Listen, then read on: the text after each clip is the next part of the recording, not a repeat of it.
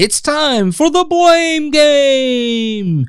I mean, what else is there to do while you and I are under stay-at-home orders and in some cases under pressure of fines and jail if you violate what the government tells you you get to do?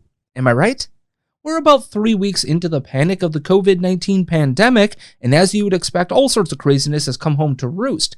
But the one thing that's got me going today is this idea from both sides, by the way, that someone must take the blame for what's happening here. On the left, as with everything, it's all President Donald Trump's fault. On the right, well, they're looking to China and its inaction, deceit, and misinformation as the sole culprit for what's happening. In the media, it's Trump's fault and they're buying into the misinformation that China is putting out. You don't have to believe me, by the way. You can just listen to Joe Scarborough drop this bit of knowledge. Now, we've heard, Zeke Emanuel, that nobody could have seen this coming. The fact is everybody saw this coming.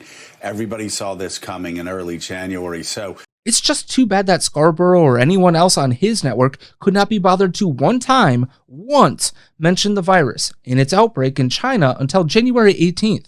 Scarborough couldn't be bothered to mention the virus until January 24th himself, and guess what that mention was? It was actually in an interview with MSNBC's medical expert who was telling America that, wait for it, we should be much more concerned about the seasonal flu than this virus. Meanwhile, President Trump was closing our border to travel from China, and those same media types were busy calling him a racist and a xenophobe. It's not just the media either, by the way. We've got the NYC health commissioner telling us everything is going to be all right in early February.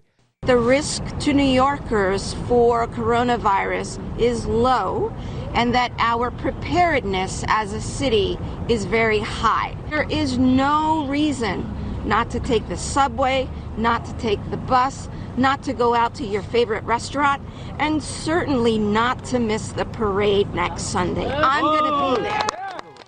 Fast forward to this week and, well, NYC is the epicenter of the outbreak, with the city representing 27% of all deaths in the United States and the state of New York making up nearly 40% of all death. The state also happens to be home to 39% of all cases in the country, according to data from Wednesday at worldometers.com and nymeg.com. Whoops. So, pardon me if I don't trust that those people who couldn't be bothered to take this seriously months ago are somehow now interested in throwing blame around to anyone else but themselves. After all, we are supposed to take this so seriously that we suicided our economy, and we're told that it's a sacrifice we must be making to save hundreds of thousands, if not millions of lives. Basically, we're told to take it on the chin and don't ask questions. Let the experts handle things and, well, we'll be all right. Yet these same experts, these same talking heads and reporters, these same politicians are getting busy not fixing issues, but making sure they've lined out the proper blame for how we got to where we currently are. Now, don't get me wrong. The experts may indeed be right on those predictions and models. I'm not interested in talking about the science and the modeling here. I've done plenty of questioning already, and you can find those questions being asked in other videos on this channel. Speaking of which, don't forget, smash subscribe and hit that bell button so you don't miss any of the content from this channel in the future. But let's get back to the point at hand. I'm more interested in finding the correct path forward, and that's where my frustration comes in most here. I won't pretend I've got all or any of the scientific answers, because that's indeed a specialty I don't have. But if I see studies and fellow scientists who don't agree, wouldn't it be prudent to, allow those people to publicly and openly have their questions answered by those so-called experts we're supposed to just blindly trust? That, folks, is what many of us in the libertarian and conservative side of things are just simply saying here. We're seeing reputable scientists at colleges that we all accept are elite saying they question the studies these experts are relying on and would like to take a closer look. But dare to ask those questions and you're now a denier or a hater or whatever. Even if you're just simply asking them, show us the code or the models that you are using so that we, the dullards, could possibly verify what is being told to us as the gospel from on high, aka Dr. Anthony Fauci and Neil Ferguson of Imperial College. If we as people didn't ask questions of established science before, would we know that the earth isn't flat, or that gravity exists, or that we orbit around the sun and not the other way around, or any other number of scientific advancements. No, asking questions is key here.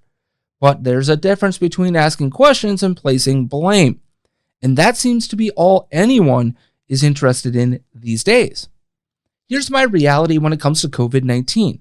Placing blame on any one person or organization is frankly stupid. Did the FDA screw things up with all of its red tape? Perhaps. Did the CDC screw up by not allowing anyone else to produce a COVID-19 test or give results out? Perhaps. Did the media screw things up by calling Trump a racist for daring to say that Chinese people could not travel in the midst of its coronavirus outbreak, and thus downplay the significant threat this virus actually posed? Perhaps. Did the media screw things up by failing to ask skeptical questions of anyone, especially the Chinese government numbers and the WHO? Perhaps. Did our political class screw things up by panicking and rushing to conclusions based on one epidemiological study that was later walked back based off of these dubious claims of, see, I was actually right. We will only hit the lower end of our estimates, not the 2.2 million dead in America or the 500,000 dead in the UK, because of the mitigation efforts that we recommended. But see, it's only been a week. Perhaps. Did President Trump screw things up by not pulling together all of the bureaucratic entities and tell them to get their collective shit together sooner than March? Perhaps. Does placing blame on them solve the current situation we find ourselves in? No. Does placing blame help us recover an economy that we sent into the ditch? No. Does placing blame save more lives? No. It does no one any good. We are where we are at, and we need to come together as a society. Instead, we've got a president who is often more interested in landing cheap shots than leading. Instead, we've got a media hell-bent on trying to bring Trump down at all costs. Truth be damned. And we've got politicians on both sides of the aisle more interested in making sure this crisis doesn't go to waste, if you smell what I'm cooking. Do you see the problem here?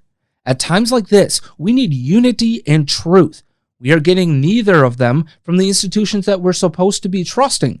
So pardon me if I don't just blindly trust the experts that the government, whether that's federal, state, or local, trot out in front of us on a daily basis. You've given us all reasons to not believe you. Pardon me if I don't trust that the media that's decided to air this segment between the Como brothers on CNN yesterday while President Trump was doing a press briefing at the White House. You know, you said something about yourself where you said, I'm not really good at cooking and, I've had to learn and do stuff with the kids. I don't know why you take your shot at that. I mean, just because you don't cook. I mean, Mom shares her secrets about how to make sauce. Very few people. I mean, you shouldn't criticize yourself that you're not one of the people that Mom saw as worthy to, teach how to cook and make tomato sauce. Well, look, I'm sure she would have. It's just that you spent so much more time in the kitchen, Chris, than I did. You were just available to her. You had that always like Mom's little helper in the kitchen. I really respect that. So I think it's because you were there and always underfoot. Yeah, see, I don't see it that way. You spent years in the kitchen when you think of it. I don't see it that way. I didn't spend years in the kitchen. I didn't mean to offend you. I didn't mean to offend you. Maybe you did, but that's okay. There's no offense taken. There's no offense taken. No, but what I'm saying is, please. That you helped Mom in the kitchen was a beautiful thing. I had to do work. I didn't help Mom in the kitchen. You're saying something a little different. Yet, at the same time, that media now has the audacity to try to play the blame game. Yet, NYC Mayor Bill de Blasio has the audacity to try to blame President Trump for his city's inability to be prepared, like his own health commissioner told us they were back in that February press conference I just played for you. All of those people, all of those institutions are currently more interested in placing blame than figuring out what the hell is actually happening and how to best mitigate this pandemic. They're so stuck, so badly in panic mode that they can't even see the forest through the trees, and it's not them that's going to suffer because of it. So politicians, media members, and the American people, can we please stop placing blame and start to focus on ideas, products, medicine, and the like that will actually help solve the problem? No matter the solution, this is going to take time. Why not calm down, lay out all the options on the table in a transparent way for the American people and the world to see, and make a decision based on all of the information, all of the science, instead of just blindly trusting individuals that have let us down time and again to be our saviors. Maybe, just maybe, the answer to a positive step forward is to stop looking backwards and actually start looking forward.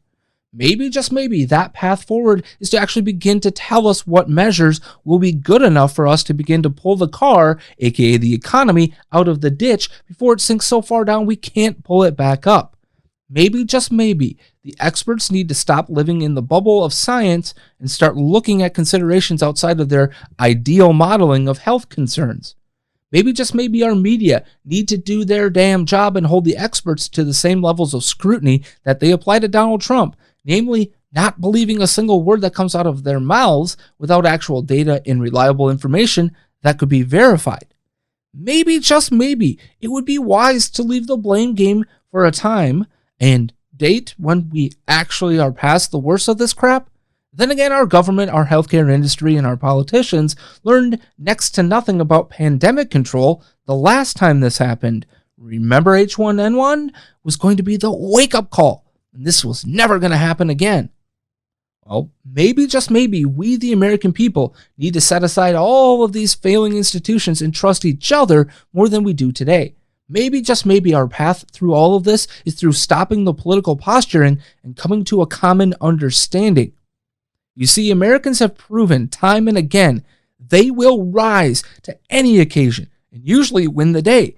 But it will only happen when we've got a larger society that is bought in to the cause and that the shared sacrifice is worth it in the end.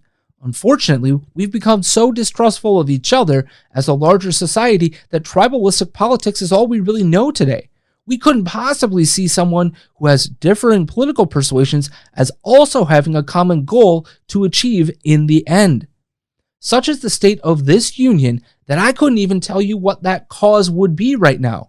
Is it really beating COVID-19 or getting politicians out of office? Or is it getting political wish lists through or altering the ties that bind us for one's own personal gain? What say you? Are we playing the blame game to our own detriment? Or are we so far gone as a society there's really no hope of unity again? I'd like to believe the answer to the final question is no, because I remember that brief glimmer of commonality that happened after 9/11. Go ahead, answer those questions by leaving a comment below here on YouTube or following me on social media at The Coppins Show. I'm Andrew Coppins, and you can hear more on Saturday at 5 p.m. Central Time for Critical Thinking on Mojo 50 Radio or by watching the Mojo 50 Radio Facebook page. Until then, be smart, be safe, and Matthew 5:47.